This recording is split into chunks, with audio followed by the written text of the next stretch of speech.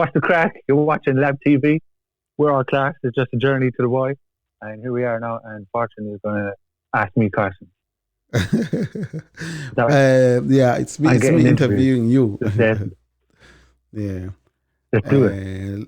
So you tell me, you update me, because we haven't spoken for so long. Or not even spoken for so long, but we haven't been, around each other for a minute now since you're back home. So take me through the experience now. How are you, and how is it around you, like back home compared to the city, Cork City, in terms of music? The big difference is that, the big difference between living here and living in Cork is that I can't go out busking, which I won't be able to do now because of the COVID. Yeah. The circle of friends is small. There's a couple, maybe one or two people. Yeah. But then my relations are here, which is nice too. Mm-hmm. And the difference is now is that I don't have distractions like I had in the city. What was distraction in the city? In the city, I would go out busking a lot, and I would mix with people a lot, and there would be some moments that would be distracting, Yeah. I get you. Yeah. You're right. Yeah. So you're more focused. So there's none of that. Yeah, there's more focus now on creating good content and focusing on being an original artist 100%, figuring out the industry, figuring out the contacts, sending press releases, organizing photographs, high-res photographs, organizing your social media, getting all the appropriate equipment to do all that stuff. Yeah. And that's why the setup looks better now, because I've invested a little bit in microphones, lights, everything, a Mac. Yes. So listen, I'm thinking, in Cork City, it's a bigger city than your hometown. I'm thinking now, how are you able to get all these people, videographers and photographers, and you seem to have everything together there? Is it do you have all this access to other people around you in the local area there, or do you have to go somewhere else? There's a great photographer that lives there, Paddy Burke. We have the Spains as well, who do videography. Live recordings. They've got a studio for live recordings. I did a performance with them, which will come out on Paddy's Day. Mm-hmm. Performances, so it's a live performance of Celebrate Love, the last song that I released. Mm-hmm. Available on all platforms if you want to check it out. Bubba Shakespeare, Celebrate Love, featuring FOB on the beat, son. Mm-hmm. Shout out to FOB. And then Crude Media, Limerick-based company that make videos, that they make music videos or commercials or live shooting as well. So I use them for Well. Yeah. The new song that's coming out, Well, that's coming out on the 18th on Thursday. Yeah. So if you haven't already, you can go to my Instagram, and my Linktree link is in the bio. And through the bio, you can pre-save on any platform that you listen to music. And you can also set a premiere to watch the video live on YouTube when it drops at 6 o'clock. Nice. And what that means is we can all watch the video at the same time and comment live underneath it and have a chat whilst we're watching it. Yeah. And then it's up there. Definitely looking forward to that. Yeah. We're definitely looking forward to that. And Well is a celebration of cultureness and Irishness and local phrases. Tell me. A light-hearted look. Oh, yeah. So, I was laughing. I was watching your video, your promotion video now, before we started talking. With when you agree, what's the sign to agree from your hometown? Oh, when you say well? Yeah. Without saying it? Yeah. It's the head thing. Yes, the head thing. So I was laughing at that. Yeah. I was laughing at that. So, how much did the video looks expensive? How much did it roughly cost you to do that video? I'll talk you through that series of events and how Well came about. Yeah. If you want. Yeah. That should be easy. Yeah. So I'll go back to the beginning. Yeah. I wrote Well. I'd say I wrote Well 10 years ago. Mm-hmm. Right? Mm-hmm. I wrote it as a response to someone who said, your music would sound good if you didn't sound like such a culture. And I thought to myself, I am a culture though, and hip hop is about truth and being real and expressing who you are and what's around you. So I said, you know what? My response is I'm going to write a song that celebrates local phrase and celebrates who I actually am and my experience growing up in a small town. Yeah.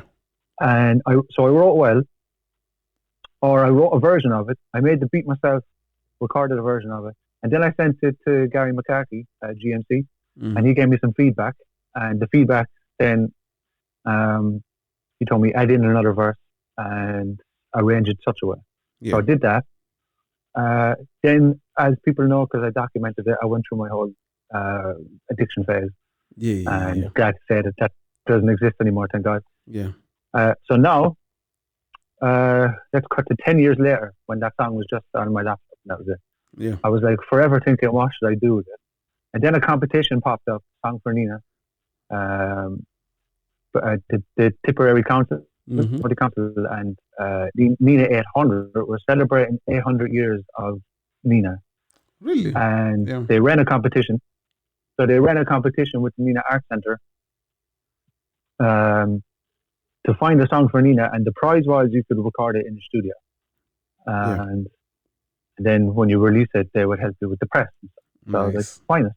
Nice. So I ended up winning. Yeah. Luca Bloom was the judge. Luca Bloom is the guy who wrote songs for a lot of famous folk singers. Yeah. And so he was a judge, and he picked it, and I was quite happy with that validation. Uh-huh. So then I brought it to the studio in Bird Hill, and the two guys in the studio, I showed them the beat, and I told them, you can just remake the beat, because my production skills, I didn't feel like they were up to scratch, and I was like, I prefer someone who does it for a living to do it. So they made the beat, and then we recorded the vocals. Beautiful. To make a long story short, then COVID arrived, and then I got sick, not with COVID, but with ulcerative colitis. So I had reached out to the council, the Tipperary council, and I'd asked them if they could fund a video for it, because I said nowadays you need a video as well as a song. A song, yeah. To catch the attention, and they were quite happy to do that. Nice. I always thought it was going to be a hard thing to achieve, but because it was a song for Nenagh, and because it won the competition, they were quite happy to do that, and I'm very grateful that they did. Yeah, yeah. So I then got in contact with Crude, and then Shane Serrano. I was chatting with him. He's the guy that runs Crude. Very creative, very sound guy, very good at his job. Yeah. We did up, or he did up the storyboard, or the, what you call it. He told me to write out the storyboard. So we done that, and I sent it to him. We shared a file on Google Drive. Yeah, yeah. I wrote out the lyrics, and I wrote what I'd like to see in each scene. Yeah. And then when we met, we discussed it. We looked at locations. I got my family together. My dad is in the video, and my cousins. And then local hero Tom Bond.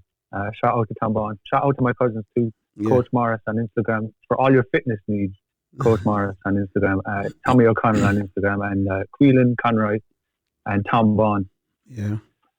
Top guys. So we spent a whole day shooting the video, and now it's ready, and it's ready to be released.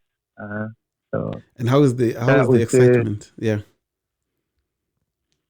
The excitement. I'm kind of excited. The only reason I'm not 100% excited is because I have to do so many other things, like write the press. Well, I'm getting help with the press release. Yeah. The woman who works in the art centre, who I was dealing with about the competition, is helping me with that. So thank you for that, Eva. Yeah. She's absolute legend, and she's integral to me. She has helped me a lot, so I want to say thank you to her as well. Yeah. I'm very grateful for that.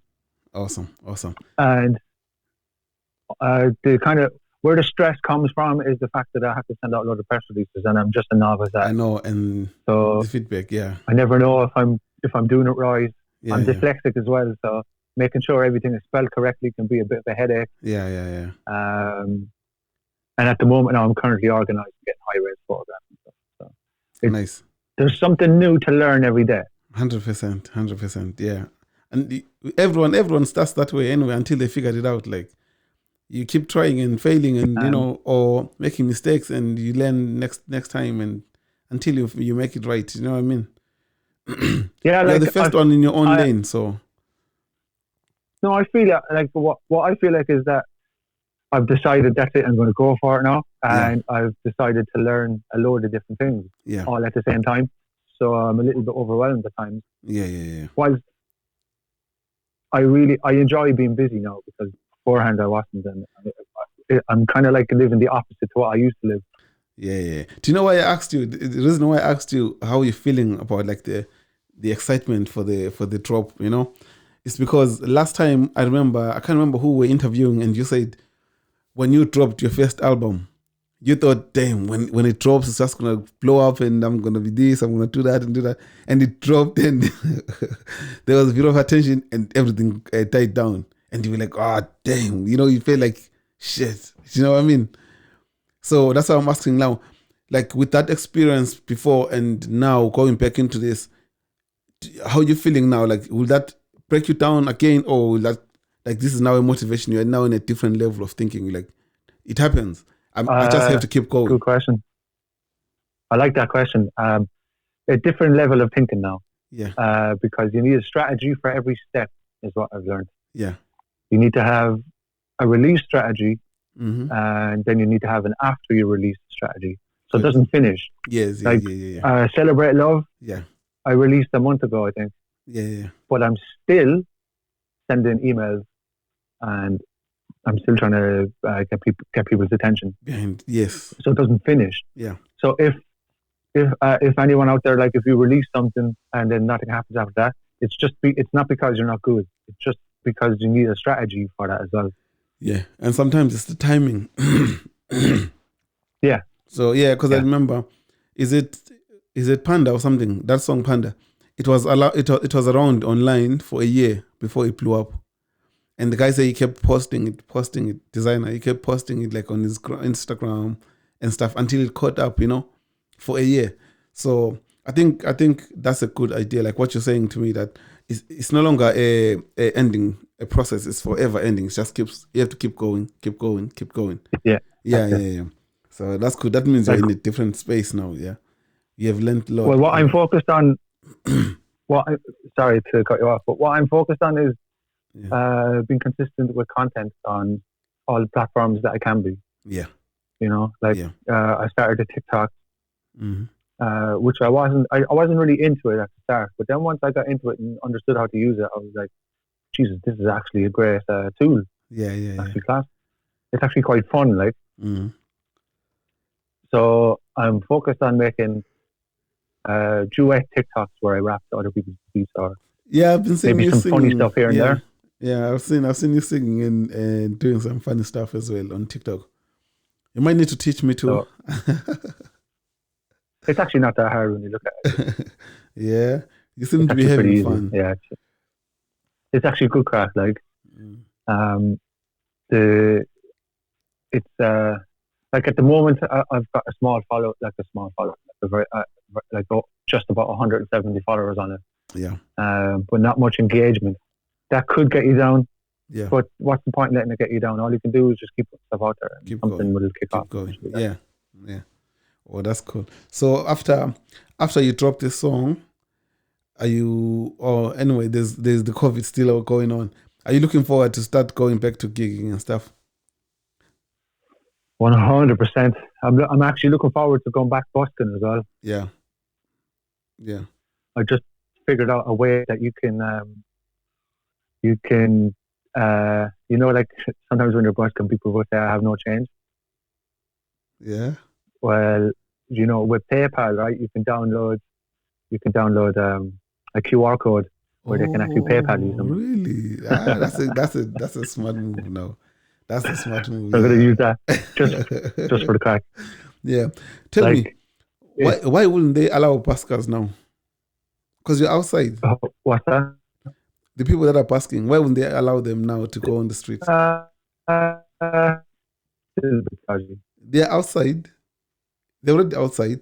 You can just make your line a 2-meter line. People can pass and be dropping money from there. Well, if people gather, Oh yeah. People, Oh, if a snap. crowd gathers, I guess. Yeah. Oh yeah. So how is there a lot of live events venues there in your town? Not right now. As in because of COVID. As in like the actual venue. Are there venues like that, or like for live music and stuff? Kind of. There's an art center. Yeah. There's an art center, which is actually a great resource. And then there's a bar, all right, that you could do. I've done a few gigs in when I was younger. Pubs, yeah, okay. It's a late bar, but the stage setup is beautiful. Like, so I did a gig there before. Yeah. I brought a lot of rappers from Cork up to do a gig there. Oh, really? Yeah. Ah, that's sick. You should do it again. I can't when it opens. Yeah, when everything opens up, I'm. That's my intention. My intention. Yeah. My genuine intention on Instagram, TikTok, Facebook, YouTube, and all that is to gather enough of a following where I could actually just do some gigs. Yeah. I mean, that's a really good idea. Like, geez, do you know? I was looking at some artists now have started creating events and stuff for June, July, April, and stuff. And I was looking at Tolu McKay. She has a gig in Cork. Do you know how much her tickets are? No. €66 per ticket. She's worth it though. €66. Yeah, she's well worth it. I don't know if she's well worth it. I don't know if that's the new prices that's gonna be going on for artists, or just going into a club, into a pub or something, because of the demand. I think everyone's gonna want to come out. But just can I play devil's advocate and try and justify it? Go on. No problem.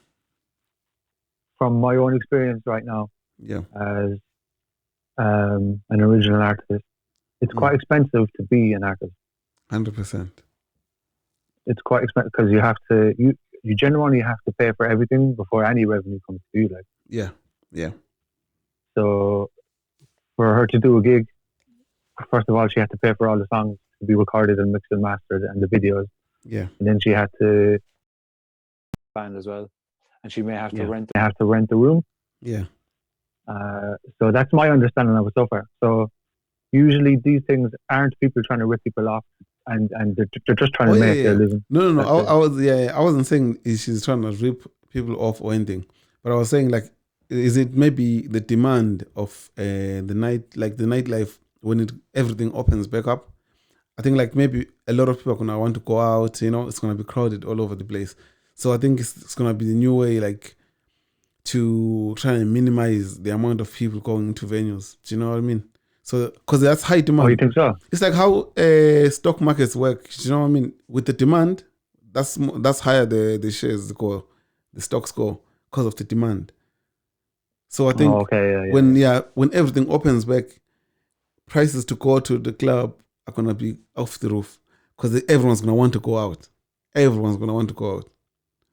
So are you saying that they're going to let a limited amount of people in for a higher price? Yeah, because everyone's gonna want to be there. Okay. Do you know what I mean? Everyone's gonna want to be in. Yeah, okay. So the higher the demand, the higher the prices. Do you know? And it's gonna be good for artists, for venues, for pubs, for all these establishments. It's gonna be good for them. Do you know what I mean? It's a good thing, but that's what I'm saying. That's how it's gonna be in the next year or so? It will be beneficial for everyone, like for most of the people. You don't think I don't know. No, you're not sure? Yeah, I don't know.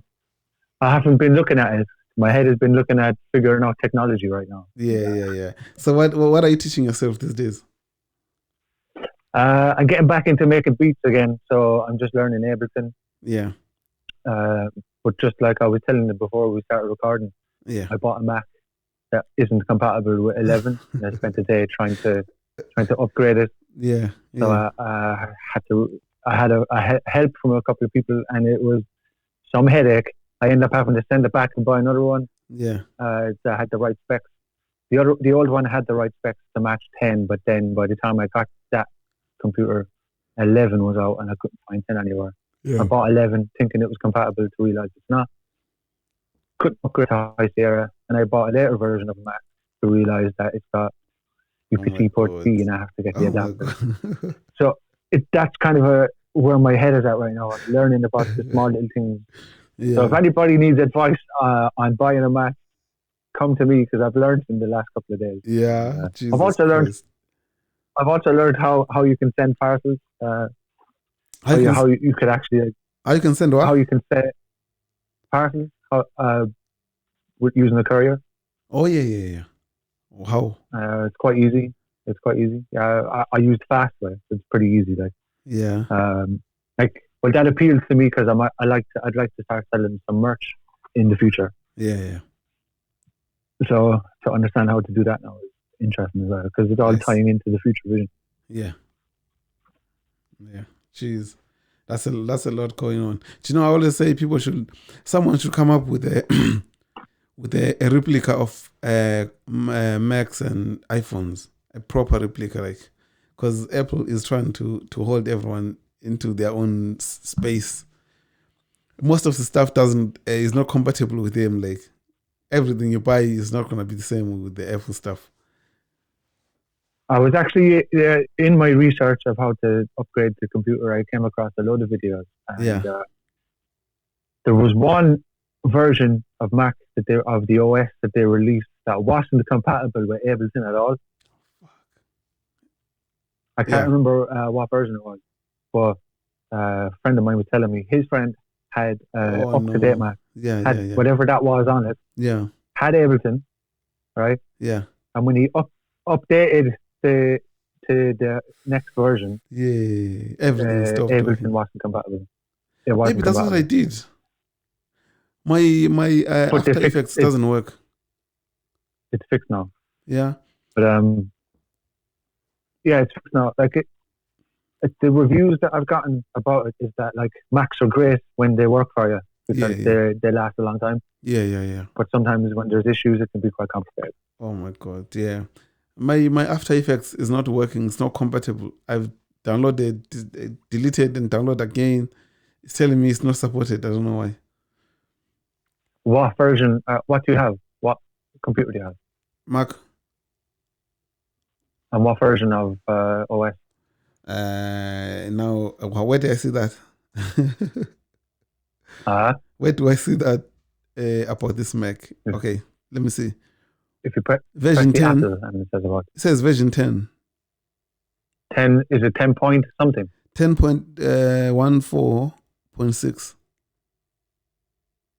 10.16. Yeah, it says it's a Retina 13-inch early 2015.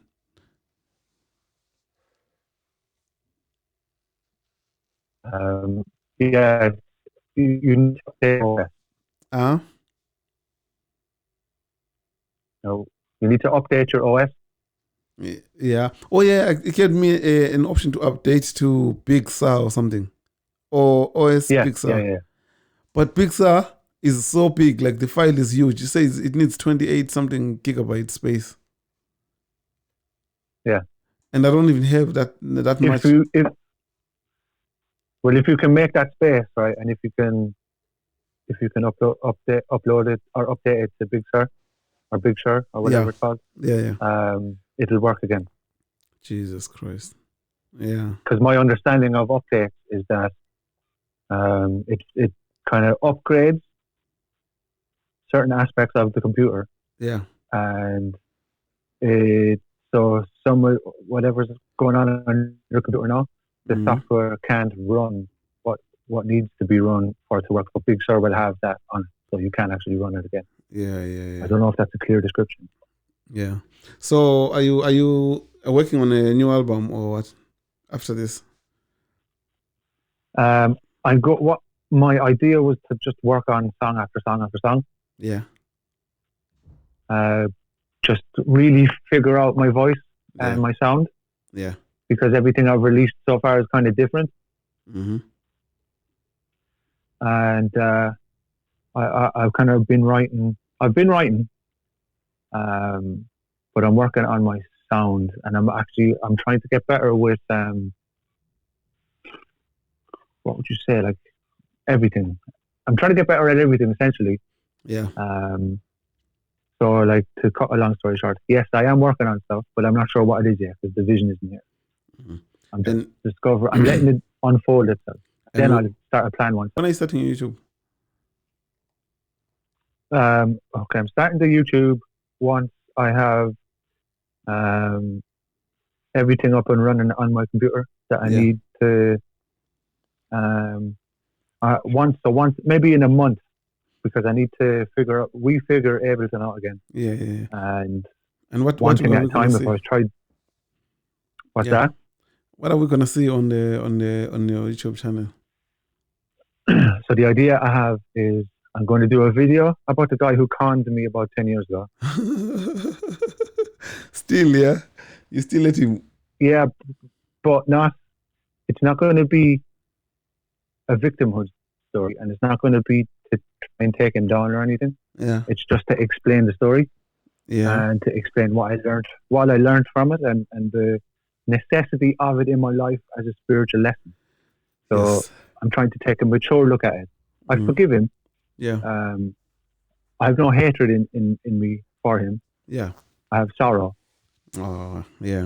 Or sorrow. I had hatred, but I now look at it from a viewpoint of, isn't it sad that he has to be like that? Because obviously that's a trauma response that he's having. So this is the way I'm going to speak on it. The videos. All right. Also, I'm going to review buskers. Busker videos. Yeah. And I'm going to talk about the performance of what I've seen happen and the dangers that the techniques that people would use to steal money from you. And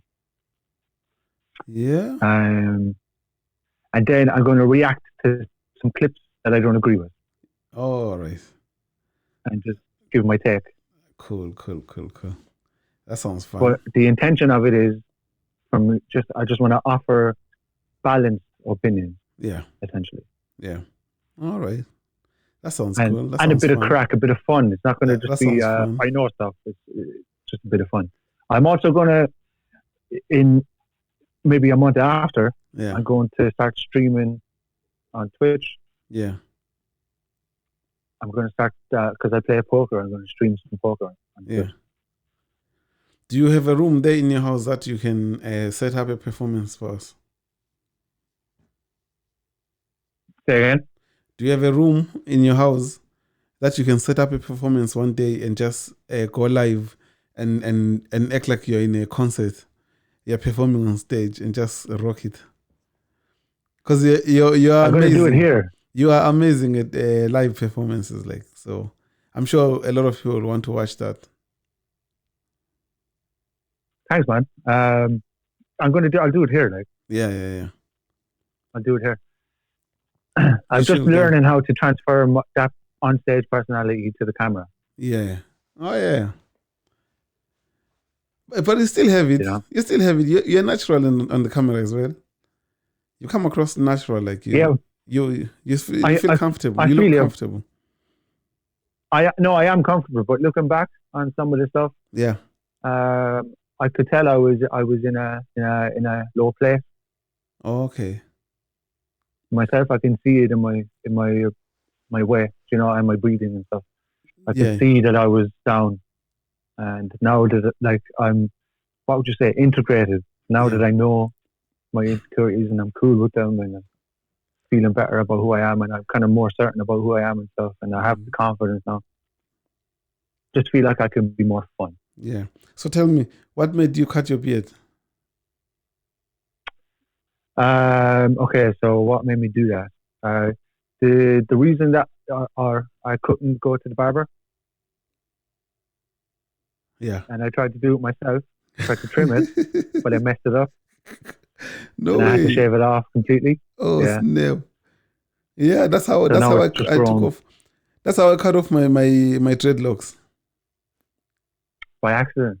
Yeah, like, well, I asked my younger brother to line me up, and he fucked up and went in. So I about 5 dreadlocks out at the front came off, like, So I just had a funny weird patch there. I was wearing a hat for some time, and I was like, nah, I'm just gonna take it off because I can't stand this anymore. Like, it was stressing me out.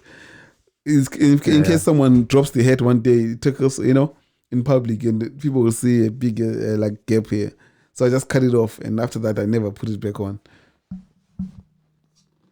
Yeah, I want to grow it back to the way it was because it was very healthy and lovely. Yeah, well, that's the barber we used to. Like, when I saw you cutting all them off, I was like, oh, I thought maybe you're going through something. So I was like, I hope you're okay.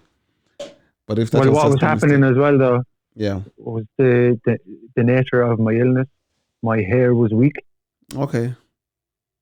So like the hair on my head was weak. So it was kind of falling out of it. Yeah, yeah. And this hair was terrible looking. So I just needed to shave it as well to start again. Yeah. How are you now, actually, with your health wise? I'm pretty good. Yeah. Are you back now?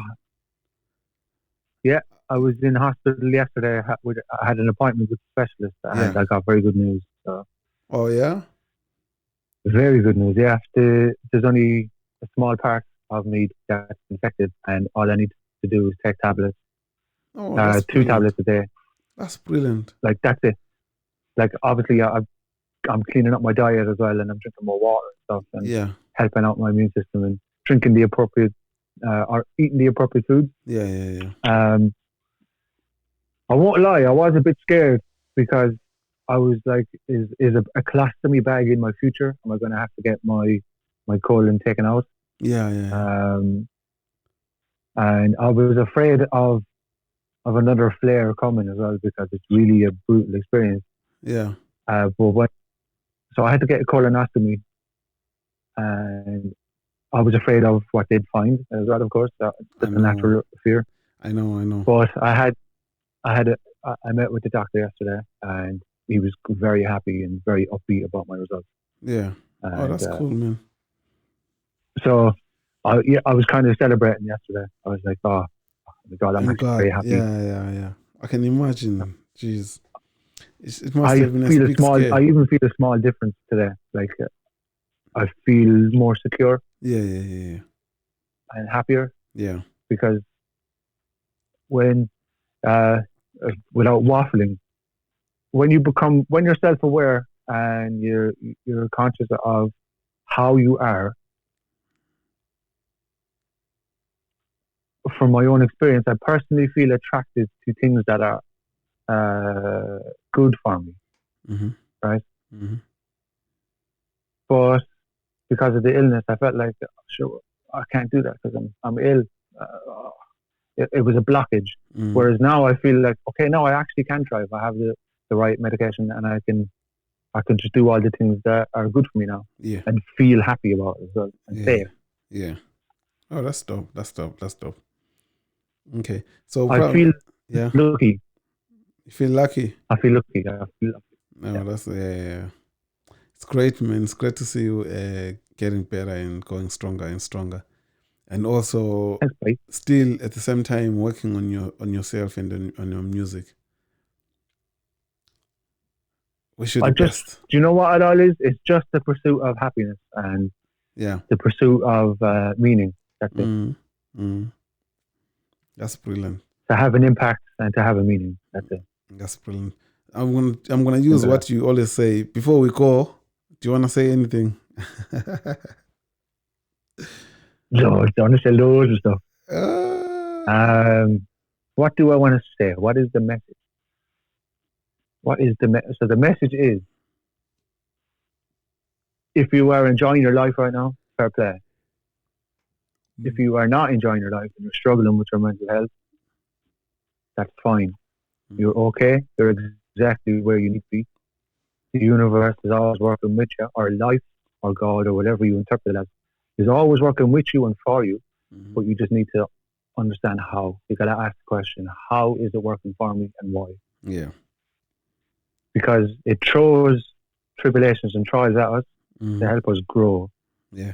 It just wants us to develop our understanding of ourselves a bit deeper.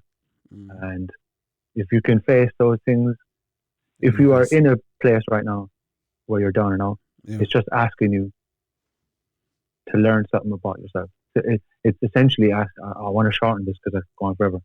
It's essentially asking you what conditioning is here in you right now that's making you feel this way, and how can you move past that?